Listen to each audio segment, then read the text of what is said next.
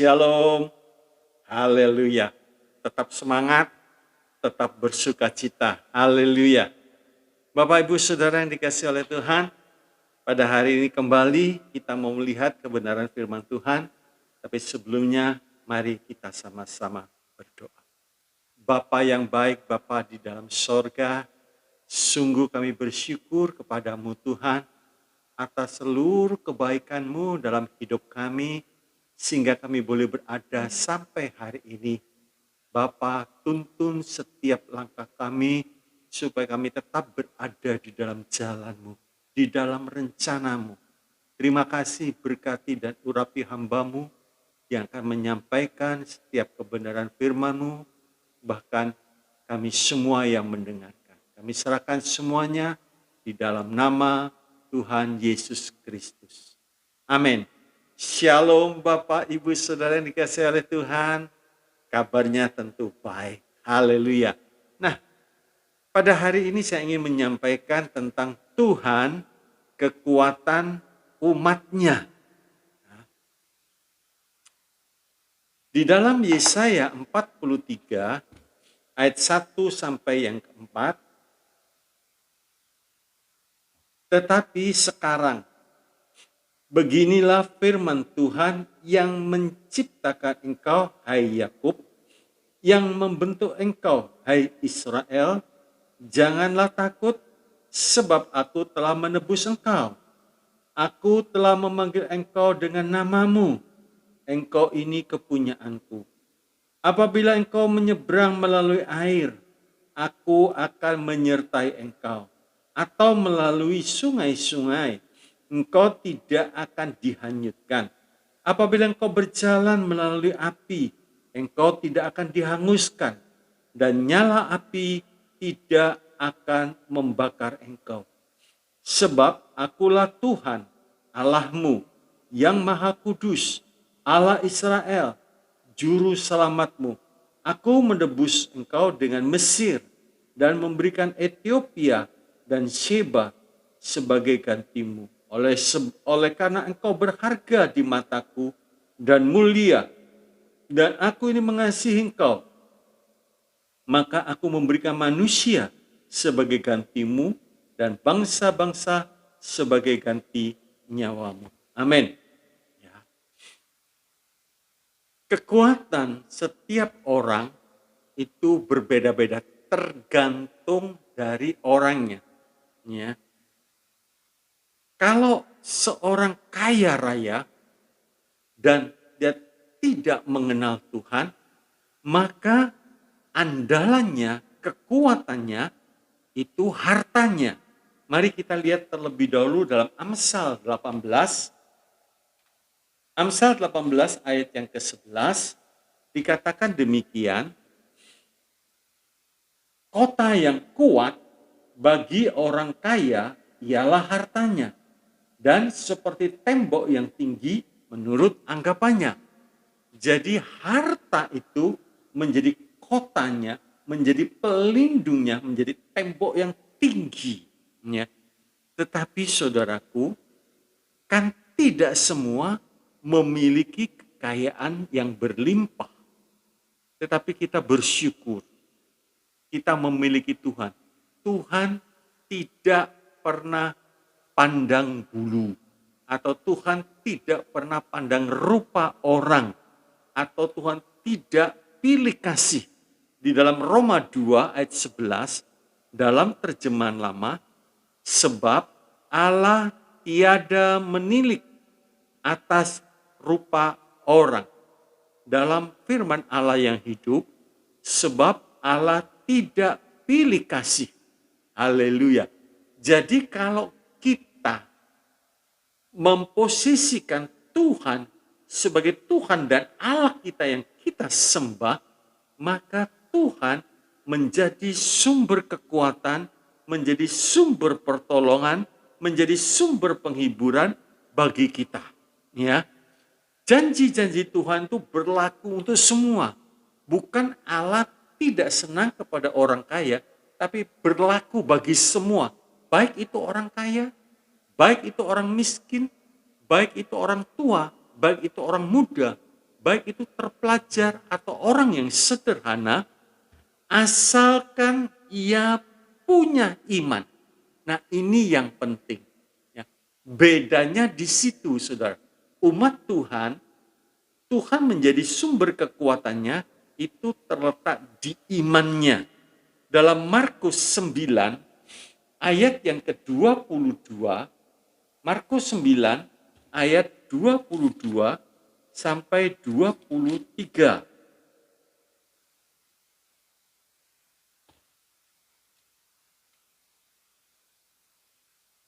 Dikatakan, dan seringkali roh itu menyeretnya ke dalam api ataupun ke dalam air untuk membinasakannya. Ini orang itu berkata seperti ini, sebab itu jika engkau dapat berbuat sesuatu, tolonglah kami dan kasihani kami. Terus Tuhan menjawab, 23, jawab Yesus, katamu, jika engkau dapat, tidak ada yang mustahil bagi orang yang percaya. Jadi intinya di situ, kalau kita percaya, tidak ada yang mustahil. Nah, mari kita akan membahas di dalam Yesaya 43 ayat 1 sampai 4. Ya. Dikatakan dalam Yesaya 43 ayat 1, Tuhan jaminan orang Israel. Yesaya 43 ayat 1, Tuhan jaminan orang Israel. Sebab dikatakan, tetapi sekarang beginilah firman Tuhan. Nah, ini kata-kata ini berasal dari firman. Ya, Tuhan sekarang beginilah firman Tuhan kepada bangsa Israel. Ya.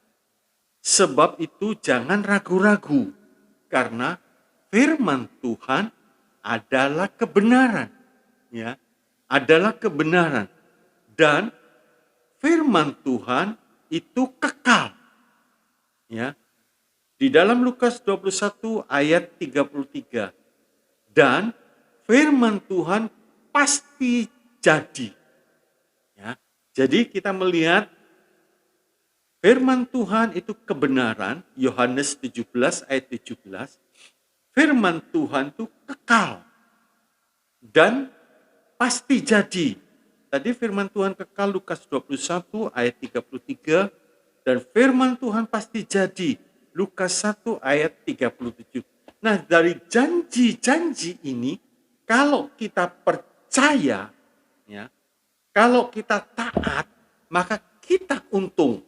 Saudara bisa baca Mazmur 1 ayat 1 sampai 3, ya. Dikatakan, saudaraku, apa saja yang diperbuatnya berhasil. Nanti saudara baca ayat 1, 2, dan 3. Apa saja diperbuatnya berhasil. Kalau kita percaya. Ya, kalau kita beriman. Sebab tadi dikatakan firman itu kebenaran, firman itu kekal, dan pasti jadi. Nah, di dalam Yesaya 43 kembali kita melihat Tuhan yang menciptakan Yakub. Manusia diciptakan menurut teladan Allah, gambar Allah. Kejadian 1 ayat 26. Sebab itu Allah punya rencana membuat manusia untuk dijadikan seperti Kristus. Ya. Jadi manusia diciptakan menurut teladan Allah. Dan Allah punya rencana menjadikan manusia itu seperti Kristus.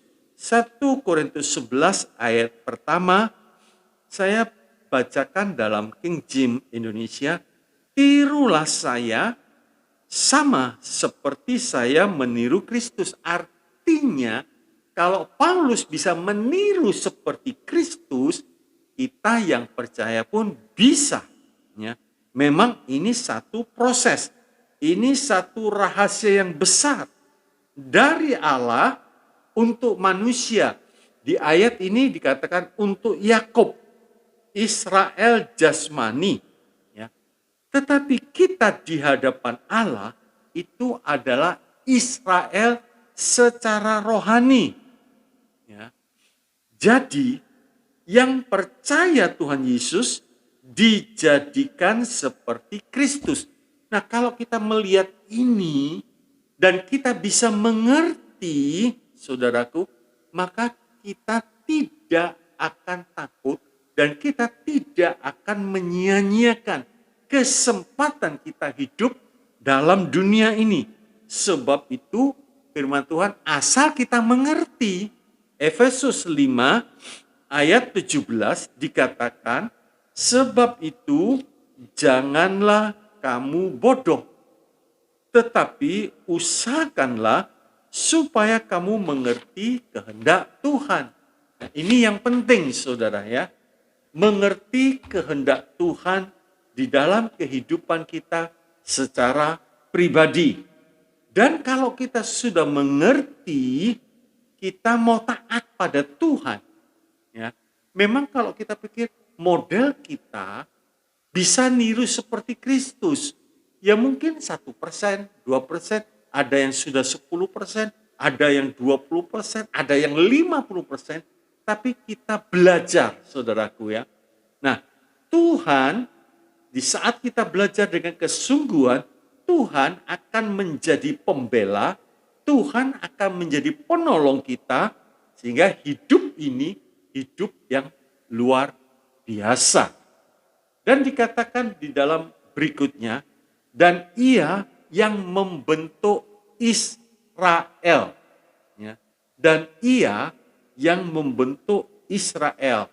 Pertanyaannya, apa bedanya menciptakan dan membentuk? Nah, kalau menciptakan itu dalam teladan Allah. Tadi sudah kita baca Kejadian 1 ayat 26 ya. Untuk dijadikan seperti Allah.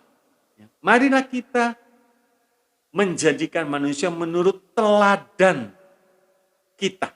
Ya. Nah, kalau membentuk itu menurut rencana Allah yang mulia. Coba kita lihat Yesaya 64 ayat yang ke-8. Dikatakan demikian,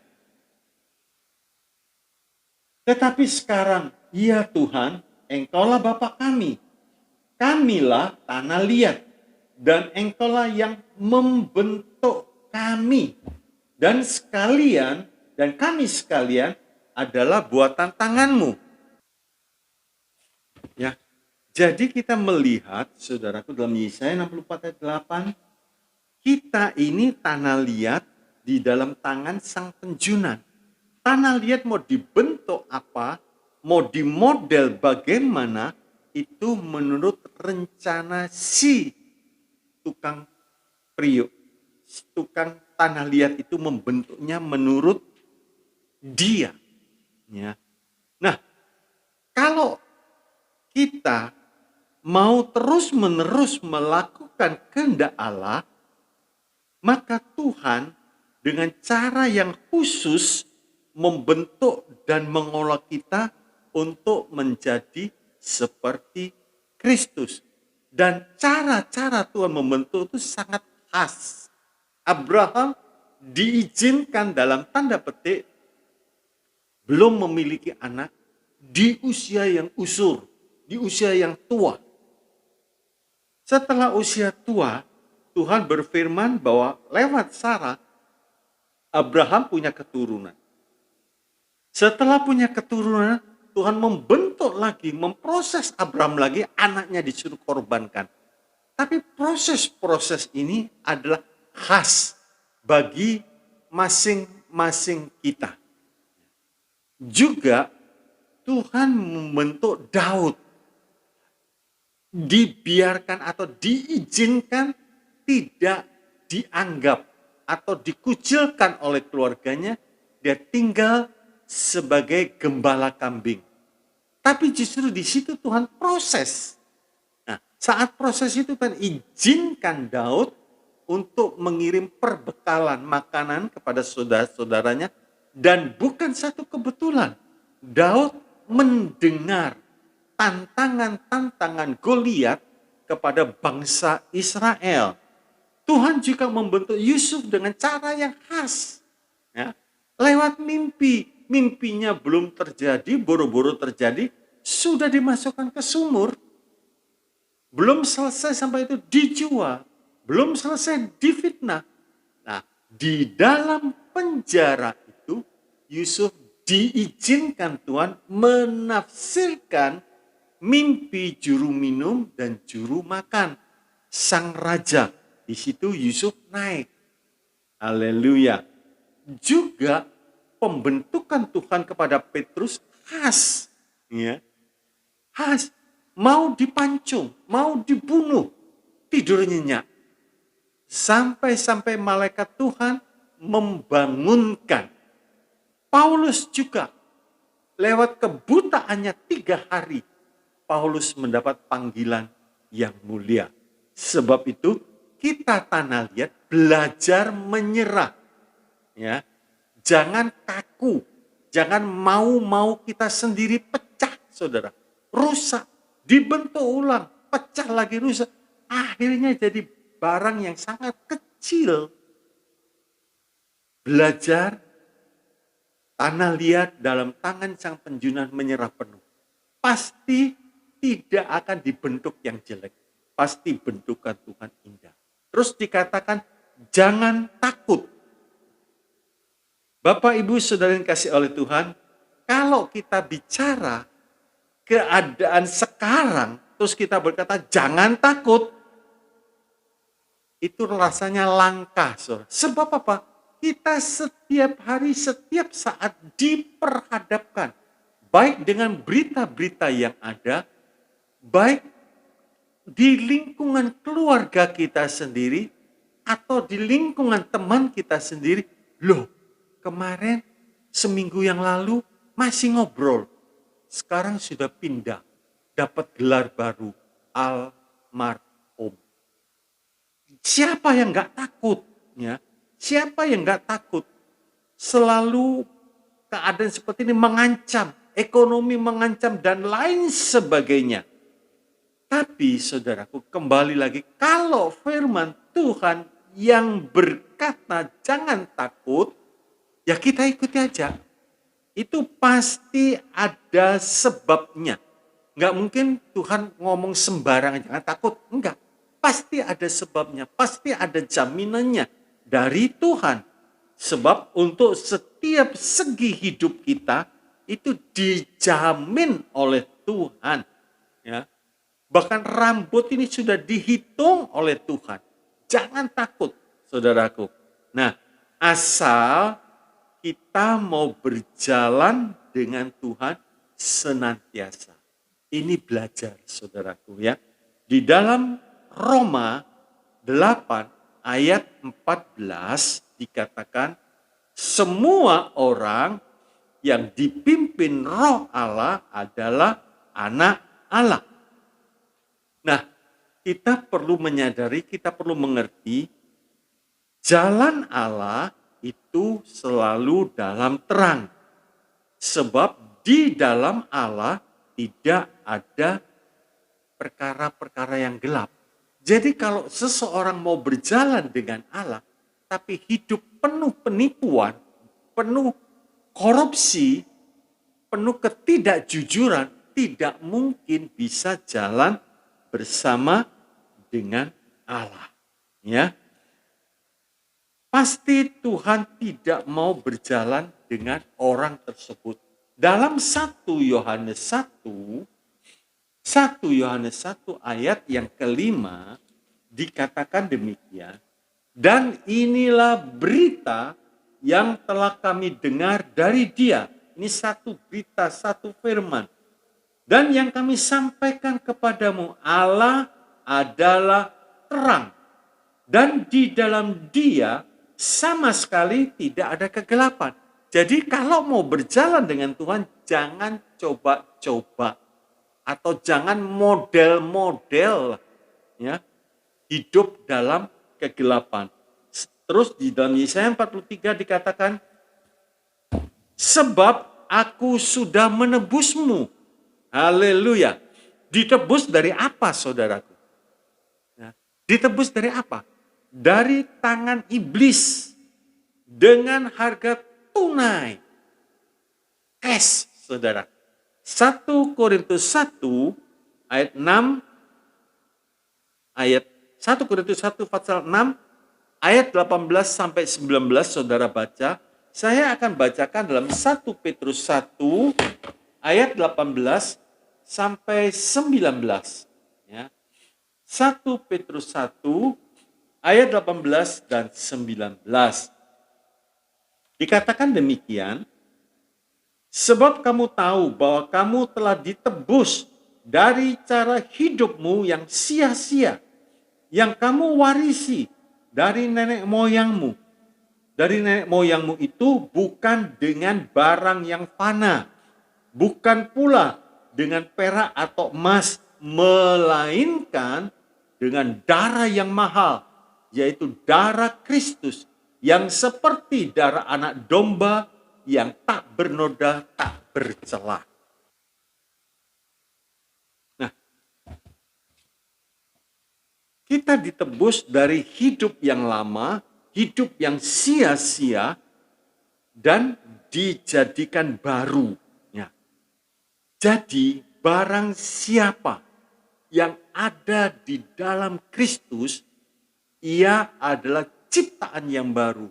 Sesungguhnya yang lama sudah berlalu, yang baru sudah terbit.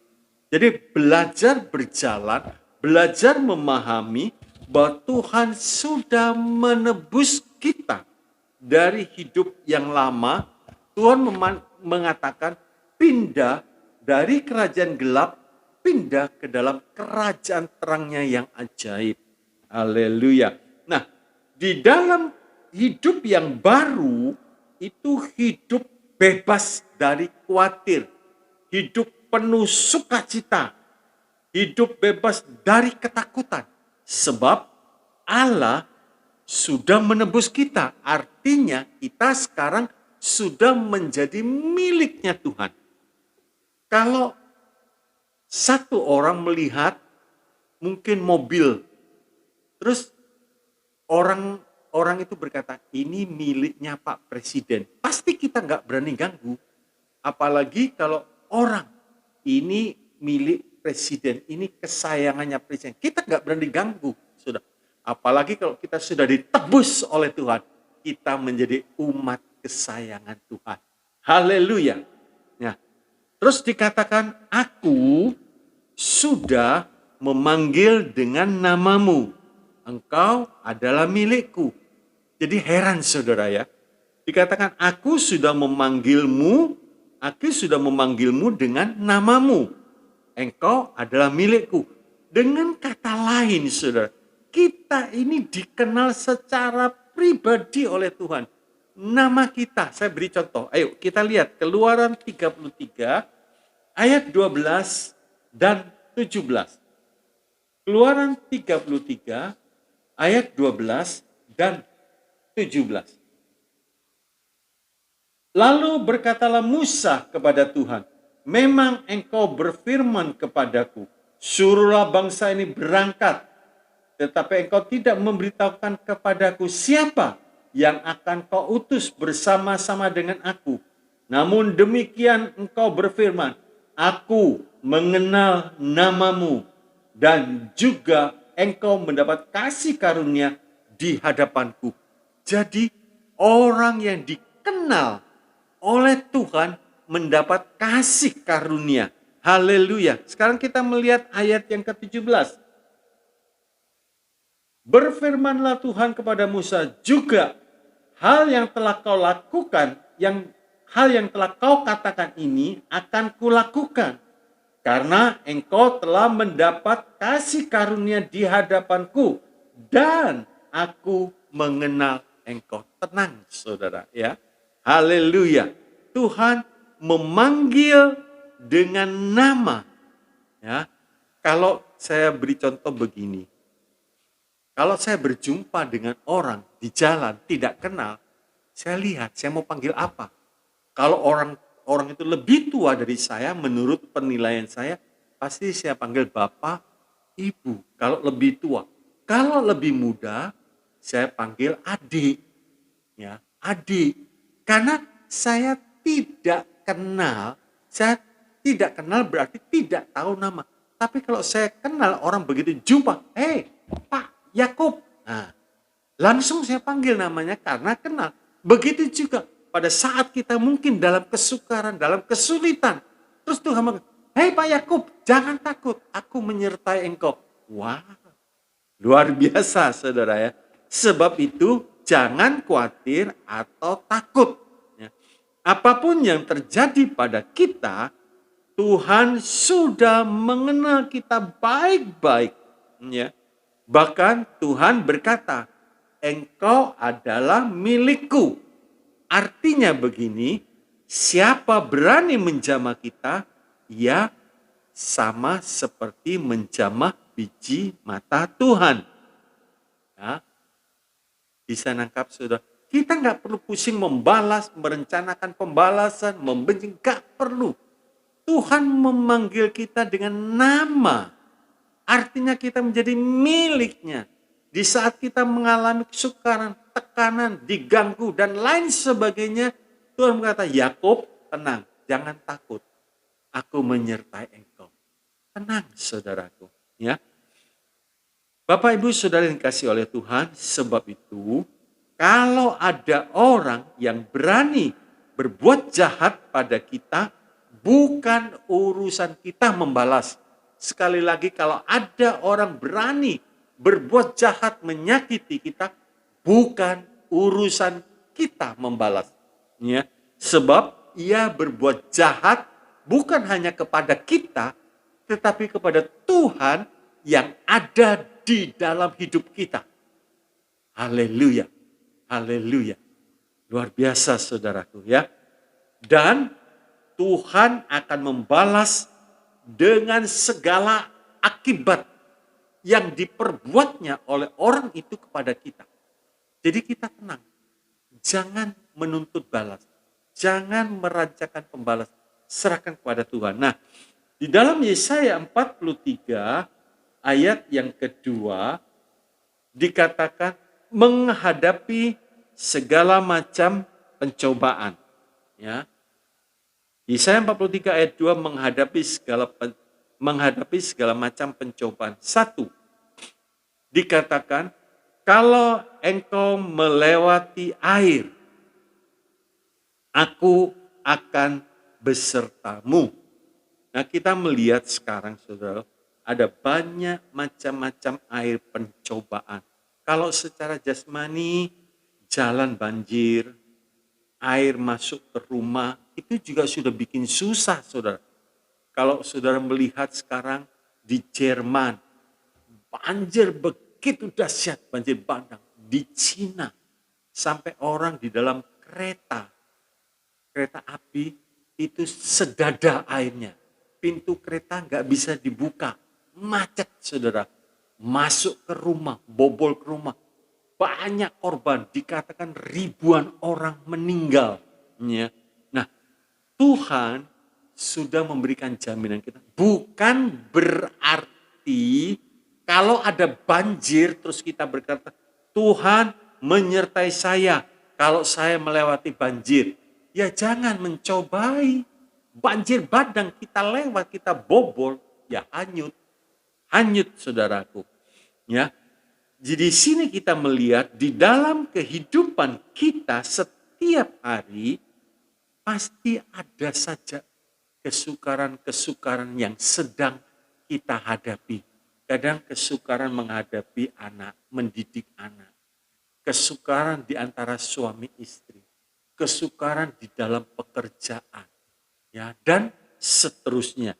Tetapi saudaraku, kalau Tuhan menyertai kita, kalau Tuhan beserta kita, siapakah lawan kita?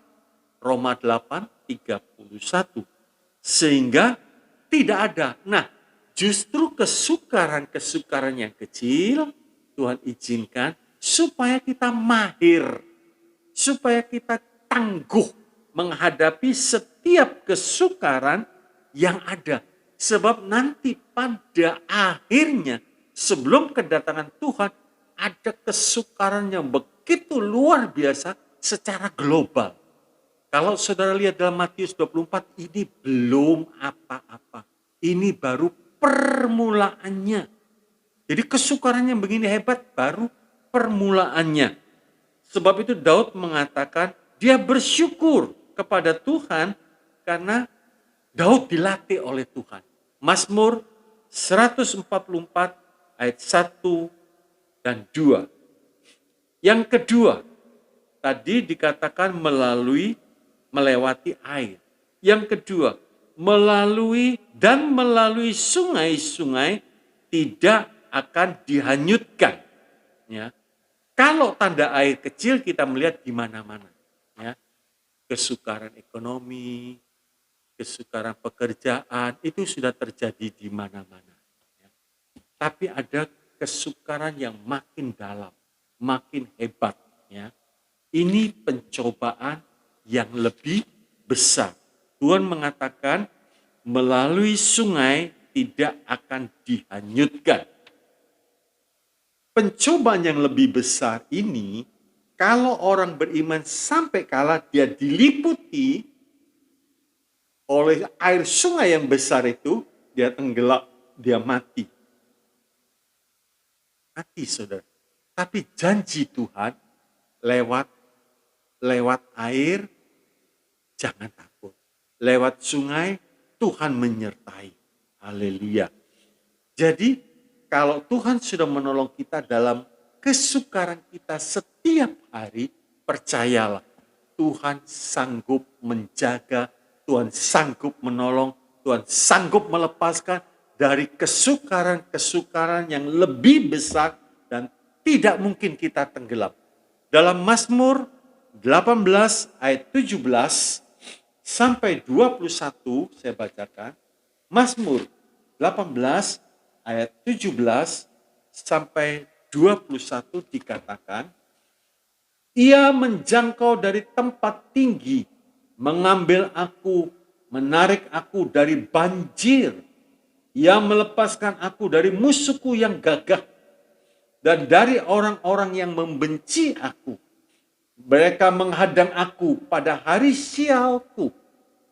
Tetapi Tuhan menjadi sandaran bagiku. Artinya sandaran kita bisa dipercaya 1000%, 1.000.000% pasti bisa menolong kita. 20, Ia membawa aku keluar ya, ke tempat lapang. Ia menyelamatkan aku karena Ia berkenan kepadaku. 21, Tuhan memperlakukan aku sesuai dengan kebenaranku. Ia membalas kepadaku sesuai dengan kesucian tanganku. Jadi kita melihat di ayat 21 tadi, Mazmur 18, Tuhan memperlakukan aku sesuai dengan kebenaranku. Ia membalas kepadaku sesuai dengan kesucian. Jadi kalau satu orang hidup dalam kebenaran, maka Tuhan memperhitungkan orang itu yang hidup dalam kebenaran. Sebab Tuhan mengatakan mata dan telinga Tuhan tertuju kepada orang yang benar. Nah, saya beri contoh gini. Misalnya Esther. Ini ancamannya sangat nyata sekali terhadap bangsa Yahudi. Seluruh bangsa Yahudi di negeri Susan mau dibinasakan oleh tipu muslihat Haman, sehingga Raja Mordekhai memberikan cincinnya dan memeteraikan surat itu. Artinya pasti jadi. Pasti jadi. Ini seperti air banjir, sungai besar yang sedang melingkupi bangsa Yahudi. Tanpa Tuhan pasti tenggelam. Tanpa Tuhan pasti binasa. Tapi Tuhan merubah dari celaka menjadi sorak kemenangan. pawai kemenangan. Haleluya. Ya. Haleluya. Paulus dalam kapal yang karam. Ya. Waktu itu 14 hari 14 malam, saudaraku, terombang-ambing. Sampai dikatakan putus harapnya. Setelah itu terkandas itu. Tapi tidak ada satupun yang binasa. Kisah 27 ayat 20 dan 23. Kisah 27 ayat 20 dan 23. Kalau saudara mau baca mulai dari ayat 14 sampai 44. Sehingga kita bisa melihat rangkuman kisah Paulus yang terkandas kapalnya. Saya bacakan kisah 27 ayat 20. Setelah beberapa hari lamanya, baik matahari maupun bintang-bintang tidak kelihatan. Dan angin badai yang dahsyat terus-menerus mengancam kami. Akhirnya putuslah segala harapan kami untuk dapat menyelamatkan diri kami. Ini sikon Paulus, saudara. Nah, dalam keadaan seperti ini, bagaimana hubungan kita dengan Tuhan? Paulus ternyata masih memiliki hubungan yang erat dengan Tuhan. Ayat 23 dan 24. Karena tadi malam seorang malaikat dari Allah, yaitu dari Allah yang aku sembah sebagai miliknya, berdiri di sisiku. Dan ia berkata, jangan takut Paulus, engkau harus menghadap Kaisar. Dan sesungguhnya oleh karunia Allah, maka semua orang yang ada bersama-sama dengan engkau di kapal ini akan selamat karena engkau. Jadi di dalam kesukaran orang beriman tetap jadi berkat. Tuhan memberkati isi kapal itu karena keberadaan Paulus. Tuhan memperhitungkan, tadi dalam Mazmur 18, Tuhan memperhitungkan orang yang benar. Di kisah 27, Paulus mengalami kesukaran, Tuhan memperhitungkan Paulus. Sampai 276 orang selamat dalam tanda petik gara-gara ada Paulus. Haleluya, haleluya. Ya, jadi saudaraku, ya, sekalipun kelihatan begitu dahsyat, begitu hebat, tampaknya orang beriman pasti kalah. Memang kalah tanpa Tuhan. Tapi kalau dengan Tuhan, kita akan keluar sebagai pemenang, bahkan lebih daripada pemenang. Haleluya. Bersama dengan Tuhan, kita akan lakukan perbuatan-perbuatan yang gagah perkasa. Oh haleluya. Ya. Sekarang kita melihat yang ketiga. Engkau berjalan melalui api, engkau tidak akan terbakar. Kalau engkau berjalan melalui api, engkau tidak akan terbakar. Jangan kita ambil arti jasmani. Kalau mungkin kita melihat sebuah rumah si A terbakar, ya. Terus si A ini ingat, waduh di dalam itu masih ada uang, belum diselamatkan. Di dalam rumahnya masih ada barang-barang berharga. Terus si A berkata, Tuhan Yesus, engkau berjanji berjalan melalui api tidak akan terbakar. Dalam nama Yesus dia masuk, ya mati. Ya mati saudaraku, terbakar. Ya, terbakar. Kecuali peristiwa-peristiwa di dalam kitab Daniel, Sadra, Mesa, Abednego, karena imannya, karena mempertahankan imannya, dia tidak mau menyembah patung yang didirikan oleh Nebukadnezar. Tuhan membungkus ketiga orang ini dengan salutan yang luar biasa. Dikatakan sampai bau rambut yang terbakar pun gak tercium. Haleluya. Nah, ini menceritakan, saudara, berarti mau dibakar oleh bermacam-macam nyala api dosa. Api ini sekarang sedang menyala di mana-mana. Dan Tuhan berkata, kalau engkau berjalan melalui api, engkau tidak akan terbakar. Artinya, saudaraku, sekalipun bermacam-macam api yang menyala, api hawa nafsu, api perzinahan, api roh mamon, saudaraku, roh-roh kebencian, kesombongan, itu sepertinya menyala di mana-mana. Tetapi orang beriman, sekalipun kanan kiri, kalau kita mendengar kata-kata, aku benci orang itu, aku nggak suka, dia sombong. Dia sombong. Nah, api-api ini menyala. Jangan sampai ini membakar kita. Justru kita memadamkan api itu dengan kehadiran kita. Ya. Sebab Tuhan berjanji, kalau engkau berjalan melalui api, engkau tidak akan terbakar. Nah, kita belajar menjadi berkat. Jangan marah, jangan iri, jangan sombong, jangan membalas. Nah, api-api yang mau membakar kita dipadamkan. Jadi orang beriman tidak sampai terbakar. Tetapi justru semua padam dalam diri kita. Dan kita bisa hidup dalam kesucian di tengah-tengah nyala api dosa. Di mana-mana, saudara. Di mana-mana. Terjadi di mana-mana. Haleluya. Kita hidup sekarang di tengah-tengah dunia yang makin jahat. Tapi jangan takut. Tuhan memanggil kita dengan namanya. Tuhan mengenal kita secara pribadi. Saudara perhatikan tadi di kitab Mazmur 18 ayat 17 sampai 21. Ayat 21 itu kuncinya.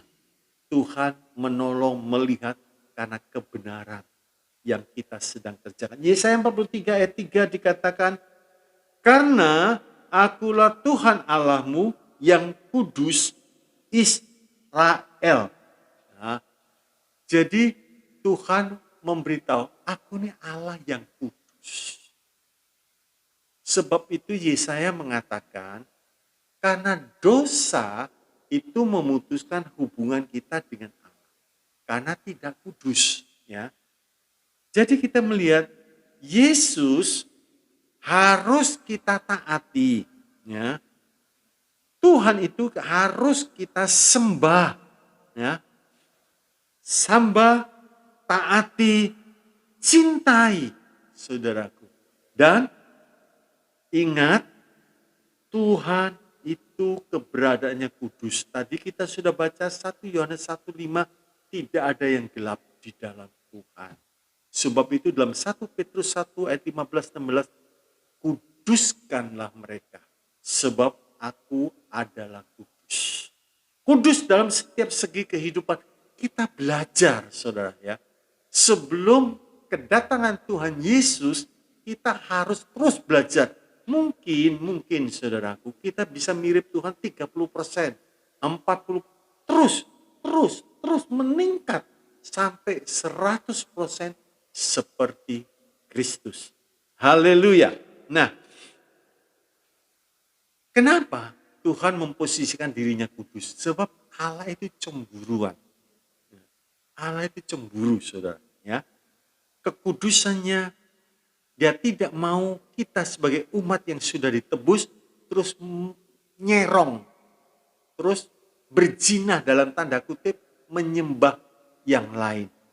Pak, saya gak menyembah berhala, tapi kita menyembah duit. Nomor satu duit. Tuhannya gak tahu nomor berapa. Itu sudah menomor sekiankan Tuhan. Nah, Allah itu Allah yang cemburu. Saudara catat ya, Nahum 1 ayat 2. Keluaran 34 ayat yang ke-14. Keluaran 34 ayat 14, Ulangan 4 ayat 24. Ulangan 4 ayat 24. Yang saya baca Yosua 24 ayat 19 sampai 20. Yosua 24 ayat 19 sampai 20. Dikatakan demikian, Tetapi Yosua berkata kepada bangsa itu, tidakkah kamu sanggup beribadah kepada Tuhan? Sebab dialah Allah yang kudus. Dialah Allah yang cemburu. Ia tidak akan mengampuni kesalahan dan dosamu. Apabila kamu meninggalkan Tuhan dan beribadah kepada Allah asing, maka ia akan berbalik daripadamu dan melakukan yang tidak baik kepada kamu, serta membinasakan kamu setelah ia melakukan yang baik kepada kamu dahulu. Jadi kita melihat, saudara, kalau sampai ada sesuatu yang tidak baik terjadi dalam hidup kita, padahal yang lalu kita mengalami kebaikan Tuhan yang luar biasa, cek. Apakah kita menomor sekiankan Tuhan? Ingat, Allah itu Allah yang cemburu. Kalau kita sudah mengilahkan pekerjaan kita, kita memberhalakan anak kita, bukan berarti kita tidak boleh sayang anak.